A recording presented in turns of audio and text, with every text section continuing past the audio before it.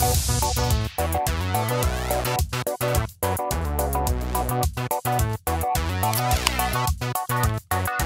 and welcome back to another 5 Minutes with Harold Feld, where we try to take incredibly complicated, insanely boring things and make them slightly less complicated and less boring because this stuff is important. So last time I talked about our 5 fundamental principles and started off with service to all Americans. Why?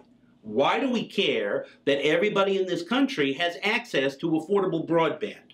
Well, I will let my colleague Jessica Gonzalez from the National Hispanic Media Coalition explain it to you the way she did to a bunch of folks at a congressional hearing. Lifeline has an important goal to ensure that all people have access to affordable communications. It positively and directly affects our economy, employment, health care, public safety, strong families, civic participation, and education. But of course, that's just us public interest folks. We always want everyone to get free things from the government. What do the people who matter say? The people's representatives. What do they say? Well, usually they're not terribly sold on this. So, for example, here is Ron Johnson telling my former colleague, Jody Griffin, last year that you'd have to be crazy to think the government could do a better job than the private sector in order to bring this stuff out to all Americans.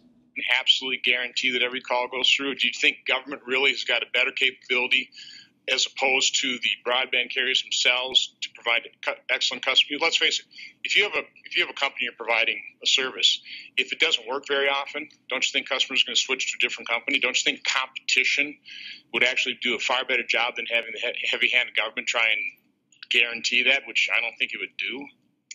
Well, I think in too many areas, competition doesn't exist or isn't robust enough to. Now we have that same Senator Ron Johnson signing on to a letter headed by Senator Thune, who is the chair of the Commerce Committee, telling the FCC, we need you to do more to get broadband out because the private market is not taking care of it. Now, those guys weren't alone. 60 senators signed on to a letter telling the FCC, hey, bureaucrats who we hate and generally think are destroying America with your choking bureaucracy, we need you to step up and do something that the private sector won't do. Make sure everybody in America has affordable broadband. So, all right, we all agree we need it. We even have people asking the FCC to do something about it. So what can the FCC actually do? Well, happily, the FCC has already taken the first step in saying broadband is a Title II telecommunications service. That makes broadband eligible for all of the programs that we've used in order to bring affordable, ubiquitous telephone service to everyone. Last century, we put a phone on every farm. This century, we need to get everybody broadband, and broadband that they can actually use for all of this stuff.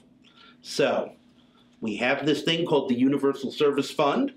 It's already part of the law. We charge telecommunications providers who pass that on to users, and it does 3 things. Well, technically it does 4 things, but nobody watching this really cares about the Rural Health Fund. So, if you're a rural hospital, figure it out on your own. But we pay money to companies to build in high-cost areas, that's rural areas.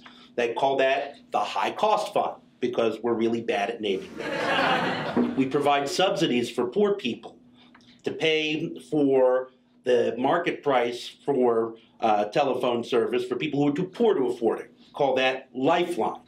And we provide subsidies for schools and libraries to provide service to students. We call that E-rate. So the first thing we can do with the FCC is actually extend all these programs that already extend, that don't already extend to broadband. That's High Cost Fund and Lifeline to broadband. So that we're actually using the tools we have now for telephone and using it for the 21st century telecommunication service, broadband. The second thing we can do is actually try to fix the underlying problem of why this stuff is so hard to get. But I'll cover that next time. Until then, remember, everybody needs broadband because this stuff is important.